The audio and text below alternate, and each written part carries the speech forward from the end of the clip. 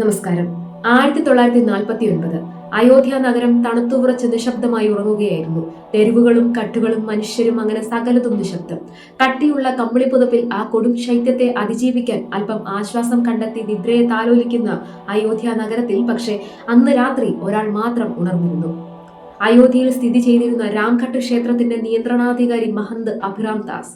അയോധ്യ അന്ന് രാത്രി നിയതിയുമായി വലിയൊരു സന്ധിയിൽ ഏർപ്പെടുമെന്ന് തിരിച്ചറിയാമായിരുന്ന ചുരുക്കം ചില വ്യക്തികളിൽ ഒരാളായിരുന്നു. താൻ ചെയ്യാൻ പോകുന്ന മഹത്തായ ദൗത്യത്തെക്കുറിച്ച് കൃത്യമായ ബോധ്യമുണ്ടായിരുന്ന അഭിറാം ദാസിന് അതുകൊണ്ട് തന്നെ ശരീരത്തെ ക്ഷയിപ്പിക്കാൻ തക്ക കെൽപ്പുള്ള അയോധ്യയിലെ ശൈത്യത്തെക്കുറിച്ച് ഭയം തോന്നിയില്ല. കാരണം അതിനെ കവച്ചു വയ്ക്കുന്ന അഗ്നി അദ്ദേഹം ഉള്ളിൽ ജ്വലിപ്പിക്കുന്നുണ്ടായിരുന്നു. ഘടികാരത്തിൽ നോക്കി സമയമായി ഉറപ്പിച്ച അഭിറാം ദാസ് ഉറങ്ങുവാൻ തയ്യാറെടുക്കുന്ന തന്റെ അനന്തരവന്മാരായ യുഗാൽ കിഷോറിനോടും ഇന്ദർ ശേഖറിനോടും തന്നെ അനുഗമിക്കാൻ ആവശ്യപ്പെട്ടു. അന്തം വിട്ടുവെങ്കിലും തന്റെ അമ്മാവന്റെ നിർദ്ദേശം ധിക്കരിക്കാതെ തയ്യാറെടുത്തു നിൽക്കുന്നവരുടെ മുന്നിൽ അഭിറാം ദാസ് വല്ലാത്തൊരു ഭാവമാറ്റത്തോടെ പറഞ്ഞു: "ഞാൻ ചിലപ്പോൾ തിരികെ വന്നില്ലെന്ന് വരാം. അങ്ങനെ സംഭവിക്കുകയാണെങ്കിൽ യുഗാൽ എന്റെ പിൻഗാമിയായി ചുമതലയേൽക്കണം." പിന്നൊന്നും മിണ്ടാതെ ആ സാധു സന്യാസി മുന്നോട്ട് നടന്നു. 11 മണിയോടുകൂടി 16-ാം നൂറ്റാണ്ടിൽ ഹൈന്ദവരുടെ ഏറ്റവും പുണ്യപുരാതനമായ സപ്ത നഗരങ്ങളിൽ ഒന്നായ രാമന്റെ ജന്മഭൂമിയിലെ ക്ഷേത്രം തകർത്ത് നിർമ്മിച്ച ഒരു തർക്ക കെട്ടിടത്തിന്റെ മുന്നിൽ അദ്ദേഹം എത്തി. നിശബ്ദനായി ഏറെ നേരം അതിലേക്ക് നോക്കി നിന്നു. കെട്ടിടത്തിലെ പോലീസ് കാവൽ മാറുന്ന സമയം. അത്രയും ഹ്രസ്വമായ നിമിഷങ്ങൾ മാത്രമേ തനിക്ക് മുന്നിലുള്ളൂ എന്ന് അദ്ദേഹത്തിന് അറിയാമായിരുന്നു. ഇരുളിന്റെ മറവിലേക്ക് മറ്റൊരാളുടെ വരവും കാത്ത് അഭിറാം ദാസ് നിലയുറപ്പിച്ചു നിൽക്കുന്നതായി അനന്തരവന്മാർക്ക് മനസ്സിലായി. ആരെയാണ് അദ്ദേഹം കാത്തു നിൽക്കുന്നത്? അതും ആരും പുറത്തിറങ്ങാൻ മടിക്കുന്ന ഈ കൊടും തണുപ്പിൽ. എന്താണ് അവർക്ക് സാധിക്കാനുള്ളത്? അല്പം കഴിഞ്ഞപ്പോൾ മറ്റൊരു സന്യാസി അദ്ദേഹത്തിന്റെ അടുത്തേക്കായി വരുന്നത് കാവൽ നിന്ന് യുഗാൽ കിഷോറും ഇന്ദർ ശേഖറും കണ്ടു. അദ്ദേഹത്തിന്റെ കയ്യിൽ ഒരു സഞ്ചി ഉണ്ടായിരുന്നു. വൃന്ദാവൻ ദാസ്, അങ്ങത് കൊണ്ടുവന്നുവോ? തന്റെ സുഹൃത്തായ വൃന്ദാവൻ ദാസിനോട് അഭിറാം ദാസ് നേരത്തെ പറഞ്ഞുറപ്പിച്ചതുപോലെ ചോദിച്ചു.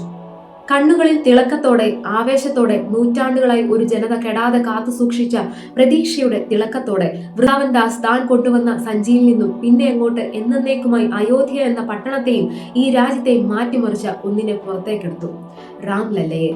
ഭൂമിക്കടിയിൽ നിന്നും രത്നക്കല്ലുകൾ നിറച്ച പെട്ടി കിട്ടിയതുപോലെ അഭിറാം ദാസിന്റെ കണ്ണുകൾ വിടർന്നു. പിന്നെ അദ്ദേഹം ആരെയും ഒന്നിനെയും ശ്രദ്ധിച്ചില്ല. അതിവേഗം തന്നെ കാവൽ മാറുന്ന സമയത്തിനായി അദ്ദേഹം കാത്തുനിന്നു. പിഴവുകൾ വരുത്താതെ ഇരിക്കുവാൻ നിശ്ചയിച്ച സ്ഥലത്ത് തന്നെ ഇരുവരും നിലയുറപ്പിച്ചു.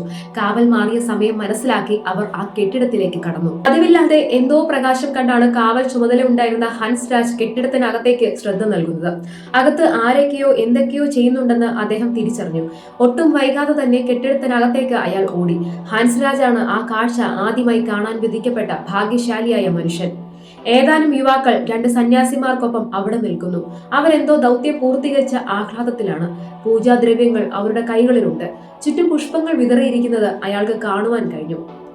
പക്ഷെ ഏറ്റവും മഹത്തരമായ ആ കാഴ്ച അദ്ദേഹം കണ്ടത് നേരിയ പ്രകാശത്തിലായിരുന്നു.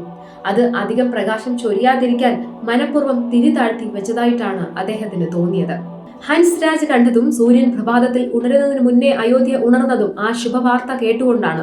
500 വർഷത്തോളം നീണ്ട ആത്മാഭിമാനപരമായ ചെറുത്തുനിൽപ്പുകൾക്കൊടുവിൽ ലോകത്താദ്യമായി ഒരു ജനത അധിനിവേശ ശക്തികളെ വെല്ലുവിളിച്ച് തങ്ങളുടെ മൂർത്തിയെ പ്രതിഷ്ഠിച്ചിരിക്കുന്നു.